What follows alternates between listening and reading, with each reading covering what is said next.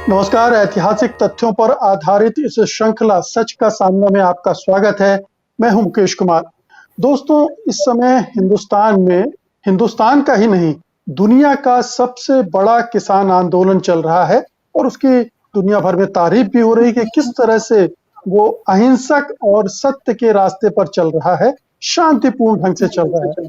लेकिन इस आंदोलन को ध्यान रखते हुए हमें उन आंदोलनों के बारे में भी जानना चाहिए जो अतीत में हिंदुस्तान में हुए हैं और उन्होंने हिंदुस्तान की का मुस्तकबिल, उसकी तकदीर बदलने का काम किया है। ऐसा ही एक प्रमुख आंदोलन है जिसको चंपारण सत्याग्रह के नाम से जानते हैं, चंपारण किसान आंदोलन के नाम से जानते हैं।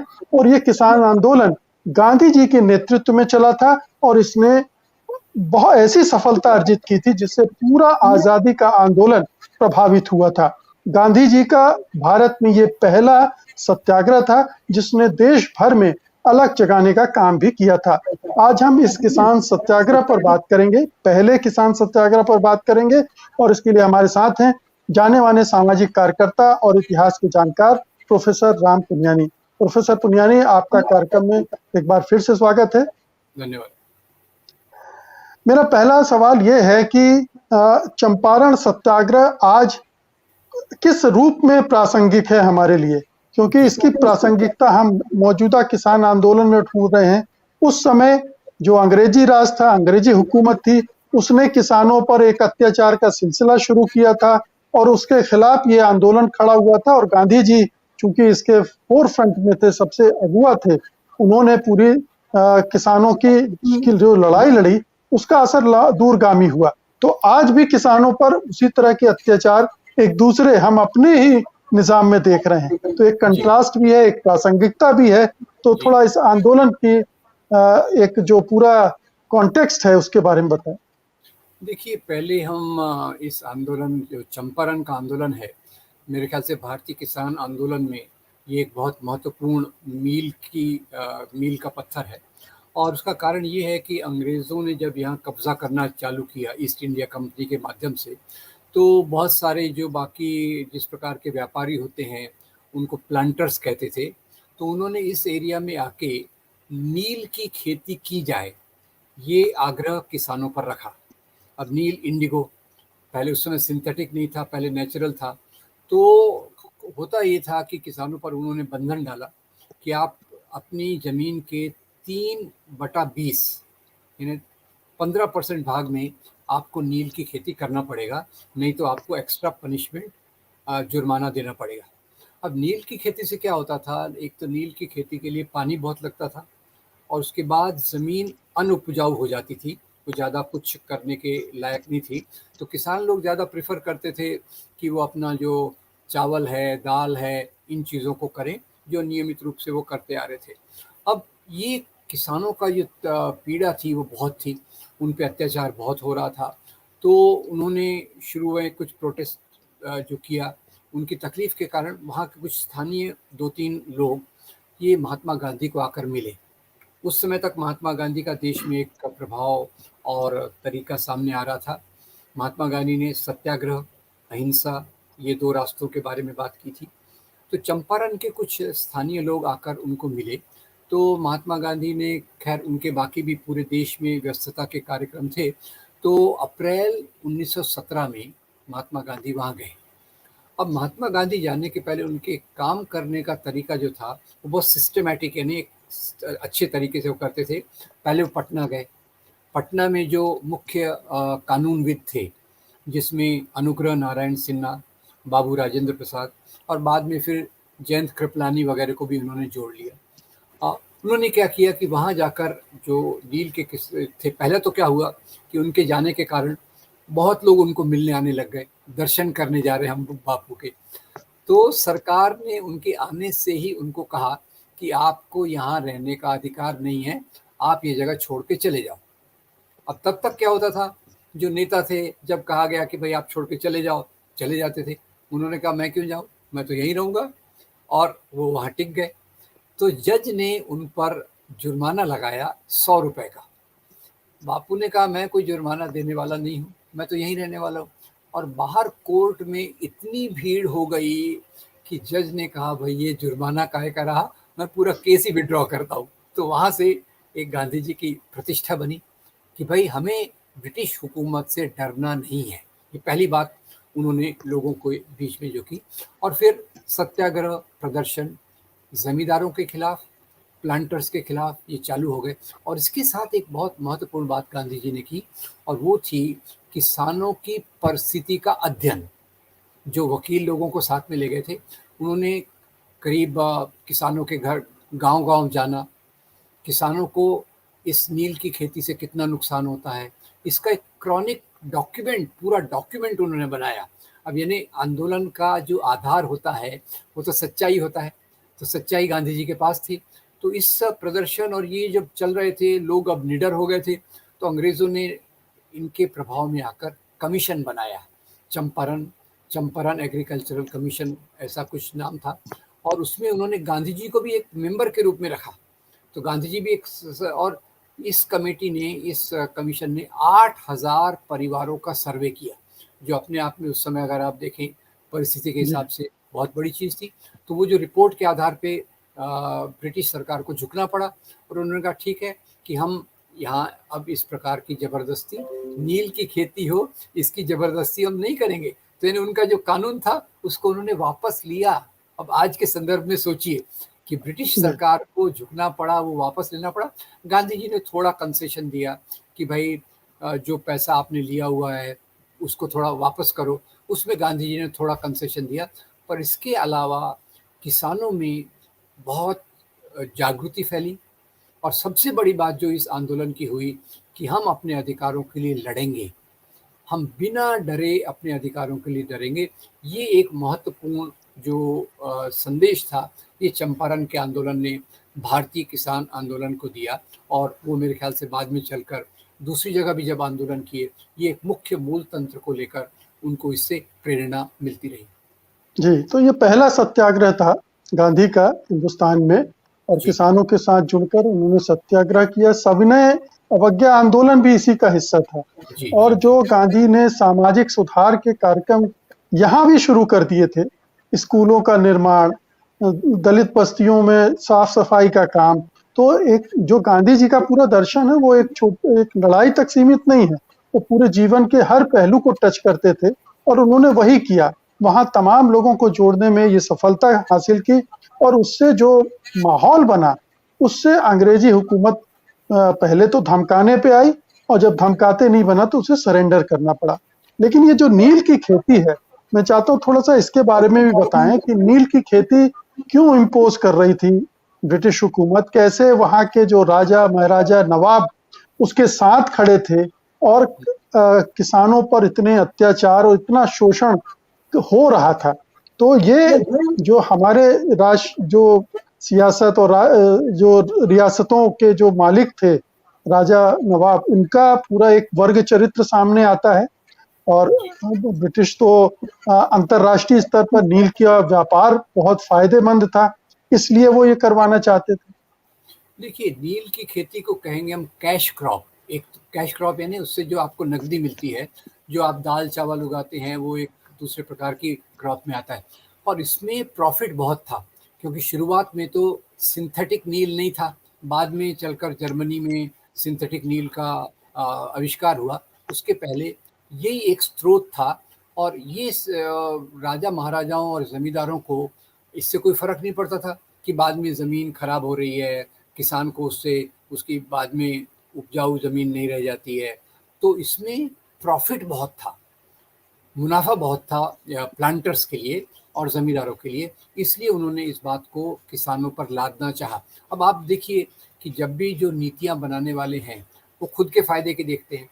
और आज भी जो पूरे भारत में किसान आंदोलन चल रहा है, वो इसी आधार पे चल रहा है कि जिस प्रकार के कानून लाए जाने की कोशिश कर रही है, उससे कुछ लोगों का फ़ायदा है, किसानों का नुकसान है। तो किसानों के बारे में एक बात मोटे तौर पे कह सकते हैं कि औद्योगिकीकरण के आने के बाद जो नीतियाँ आती हैं, वो किसानों के काफ़ी विपरीत होती हैं, और उनके इंटरेस्ट को बचाना ये बहुत ज़रूरी चीज़ हो जाती है एक लोकतंत्र में। तो वहाँ नील की खेती को इन पर लादना ये उनका एक उनके फ़ायदे की बात थी, इससे उनको प्रॉफ़िट ज़्यादा होता था। और जब तक ये आपने जैसे कहा सविनय अवज्ञा आंदोलन और गांधी जी का सत्याग्रह के पहले उन पर किसी प्रकार का बंधन नहीं था, तो इसलिए वो अपने मनोवांछित इच्छा पूरी करने के लिए, एक समाज पे दबाव डालने के लिए, खुद के प्रॉफिट के लिए, मेनली उसके लिए वो इसको लादते थे। नहीं तो किसानों का जो तरीका था, वो किसान अपने तरीके से चलते रहते थे। उसके खिलाफ जाकर ये एक अलग चीज़ उन्होंने ला दी। और ये चंपारण का सबसे महत्वपूर्ण जो योगदान है कि वो इसके खिलाफ इन्होंने अपनी बात को साबित किया और ये कानून वापस लेने के लिए बाध्य किया। सबसे बड़ी बात तो ये है कि किसानों के अहित का जो नुकसान का जो ये था, उसको वापस लिया गया। और इसलिए ज़मींदारों और प्लांटर्स बाद में, प्लांटर्स यानी कुछ ब्रिटिश व्यापारी टाइप थे जो यहाँ के खेती करवाते थे, तो इसके बाद वहाँ प्लांटर्स का आना बंद हो गया, क्योंकि उनको जो बहुत बड़ा प्रॉफिट इससे मिलता था वो इसके बाद ख़त्म हो गया।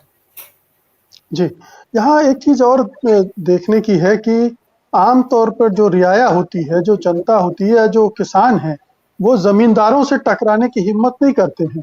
वो ज़मींदारों के खिलाफ, क्योंकि उन्हें ये भी लग सकता था कि गांधी जी यहाँ आए हैं, कल को चले जाएंगे तो हमें तो इन्हीं की मिल्कियत में काम करना है, ये तो हमारे ऊपर पता नहीं किस तरह के कहर बर पाएंगे।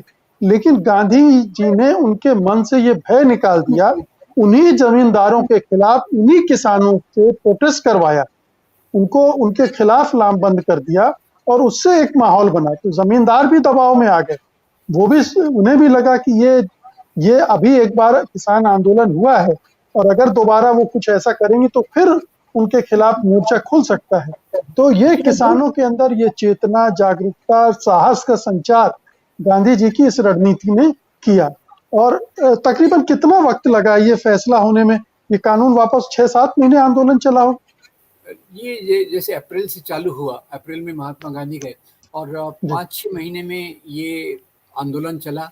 फिर क्योंकि इसको कमेटी की रिपोर्ट को थोड़ा वक्त लगा होगा, क्योंकि कमेटी ने 8,000 फैमिलीज का सर्वे किया और उसके बाद फिर वो कमीशन बना, जो कमीशन में गांधी जी को भी रखा गया और करीब इतने महीनों का ही पीरियड होगा जिसके दौरान ये सब हो गया। तो जैसे मैं इसको थोड़ा रेखांकित करना चाहूँगा कि गांधी का मुख्य योगदान यही था कि लोगों के मन में जो शासक वर्ग का डर है, जो शोषक वर्ग का डर है, उस डर को निकालना। और ये एक बार वो डर निकल गया तो आप अपने अधिकारों के लिए, आखिर में तो लोगों को खुद ही संघर्ष करना पड़ता है, हर समय तो बाहर का नेतृत्व आके मुक्ति नहीं करवाता एक बार। और पर गांधी जी का वही एक सबसे महत्वपूर्ण कैटलिस्ट रोल था कि डर की चादर को उनके सिर से हटा देना, ताकि वो बाद में भी अपने आधार पे जी सके। और एक महत्वपूर्ण बात यह भी थी कि गांधी जी ने एक फार्मूला भी दे दिया किसान आंदोलनों के लिए, वो किसी भी संघर्ष के लिए, चाहे मजदूरों का आंदोलन हो, किसानों का आंदोलन हो, कि आंदोलन कैसे करना है, एक मॉडल तैयार कर दिया सत्याग्रह का, अहिंसक आंदोलन का, अवज्ञा का। और वो मॉडल फिर दूसरी जगहों पर जहां आंदोलन हुए उनका इस्तेमाल किया गया। जी, इसमें देखिए कि ये एक तरफ तो प्रोटेस्ट और सत्याग्रह यानी निदर्शन और सत्याग्रह, और दूसरी तरफ मैं एक और बात को महत्वपूर्ण मानता हूँ कि एक कॉन्क्रीट रिपोर्ट जो एक केवल काल्पनिक ना हो और लोगों के सर्वे के आधार पे जो रिपोर्ट बनी, उसका भी बहुत रोल था अंग्रेज़ों की आँखों को खोलने के लिए कि ये सत्याग्रह केवल हवाई नहीं है, इसके पीछे एक बड़ी रिपोर्ट खड़ी है। और उन्होंने देखिए ना कि बाकी लोगों को भी कैसे जोड़ा, बाबू राजेंद्र प्रसाद हों, अनुग्रह नारायण सिन्हा हों, जेबी कृपलानी हों और बाकी इन दर्जे के लोगों को वो अंदर इस आंदोलन में ले आए। और जो उन्होंने रिपोर्ट तैयार की, वो रिपोर्ट ने भी एक बहुत महत्वपूर्ण योगदान दिया। और फिर दूसरा देखिए ना कि जब अभी तक क्या होता था कि जब कोई आंदोलन हो, अंग्रेज़ कलेक्टर निर्देश देता है कि आप शहर से बाहर निकल जाइए, गांधी जी बोलते हैं मैं क्यों निकलूँ भाई, मैं नहीं निकलने वाला। और ये एक मेरे ख्याल से टर्निंग पॉइंट था जहाँ लोगों को भी हिम्मत मिली और आंदोलन ने एक सकारात्मक रूप लिया जिसका प्रभाव हुआ। गांधी जी के इस आंदोलन ने अंग्रेजों को भी कंफ्यूज कर दिया था कि वो आखिरकार इनका करें क्या, क्योंकि ये लड़ नहीं रहे हैं, हिंसा नहीं कर रहे हैं और बात तर्क के साथ कर रहे हैं और अंग्रेजी राज का विरोध भी नहीं कर रहे हैं कि ब्रिटिश हुकूमत का विरोध कर रहे हैं, वो तो बल्कि ब्रिटिश हुकूमत को अन्याय रोकने के लिए कह रहे हैं। तो एक जो उनकी अंतरात्मा को एड्रेस करने का तरीका था कि आप अन्याय कर रहे हो और ये उसका आधार है, उसने उनको सफलता दिलाई। तो ये जो फार्मूला हम आज भी देख रहे हैं कि किसान जो आंदोलन कर रहे हैं वो भी इसी आधार पर चल रहे हैं, वो भी इसी तरह से, और उनके खिलाफ भी ये सरकार चाहकर भी बल प्रयोग नहीं कर पा रही, कर रही है, कई जगह किए भी हैं, लेकिन उस तरह से नहीं कर पा रही है। अगर कोई हिंसक आंदोलन होता तो अभी तक ताकत का इस्तेमाल करके उसको खत्म कर चुकी होती। तो इन लिहाज से ये बड़ा महत्वपूर्ण आंदोलन है। आखिरी टिप्पणी आपकी। जी, मैं इसमें यही रेखांकित करना चाहता हूँ कि ये गांधी जी का पहला सत्याग्रह का बड़ा आंदोलन था और सत्याग्रह के रास्ते पर जब जितना शांतिपूर्ण और अहिंसक आंदोलन होता है उतना ही वो शक्तिशाली होता है। जैसे महात्मा गांधी कहते थे, हिंसक होने में शक्ति कम लगती है, अहिंसक होने के लिए आपको ज़्यादा एक हिम्मत लगती है। तो वो ये सब चीज़ें, और तीसरा एक आंदोलन की सच्चाई को, किसानों के जीवन की परिस्थिति को, और चौथा ये देखिए कि आंदोलनकारी केवल अपनी मांग के ऊपर नहीं डटे हैं, पर साथ ही साथ गांधी जी उनके सामाजिक परिस्थिति पर भी ध्यान दे रहे हैं। गंदगी है, अशिक्षा है, स्वास्थ्य की सुविधाएं नहीं है, उसके बारे में भी, जिसको कहते हैं कंस्ट्रक्टिव, एक सकारात्मक पहलू आंदोलन का जोड़ के, जो किसानों के जीवन को भी स्पर्श करता है, जिससे किसान केवल अपनी बात के बारे में तो सोचता है, पर पूरी एक बाकी चीज़ों को भी लेके चलता है, जिससे उसके जीवन में ज़्यादा खुशहाली आने की संभावना होती है। और शायद यही वजह थी कि गांधी को पहली बार यहीं बापू कहा गया, पहली बार महात्मा का नाम भी दिया गया, और उन्होंने हालांकि कहा कि मुझे महात्मा न कहा जाए, मुझे बापू ही कहा जाए, मैं उसी से संतुष्ट हूँ। तो ये एक बहुत महत्वपूर्ण आंदोलन है। जो लोग भी आज के किसान आंदोलन को देख रहे हैं, उन्हें इस आंदोलन का भी ख्याल करना चाहिए। और हम अगले 2-3 कड़ियों में अभी इन और आंदोलनों पर बात करेंगे जो कि आज़ादी के आंदोलन के दौरान हुए थे और जिन्होंने किस तरह से किसानों में एक नई जागृति पैदा की। न केवल उनकी अपनी जो समस्याएं हैं उनके खिलाफ लड़ाई में वो शामिल हुए, बल्कि फिर आगे चल के आज़ादी के आंदोलन में भी उनकी शिरकत हुई और उसे उन्होंने मजबूत बनाया। बहुत बहुत शुक्रिया प्रोफेसर पुनियानी आज की बातचीत के लिए, और धन्यवाद दर्शकों आपका भी, आपने इस कार्यक्रम को देखा। उम्मीद है कि आपको ये श्रृंखला अच्छी लग रही होगी। अपनी प्रतिक्रिया जरूर दर्ज कराएं, इस वीडियो को ज्यादा से ज्यादा शेयर जरूर करें, और अगर कोई सवाल, कोई जिज्ञासा आपके मन में है तो वो कमेंट बॉक्स में भी दर्ज करवाएं। बहुत बहुत शुक्रिया, नमस्कार। सत्य हिंदी का ऐप डाउनलोड करें गूगल प्ले स्टोर पर।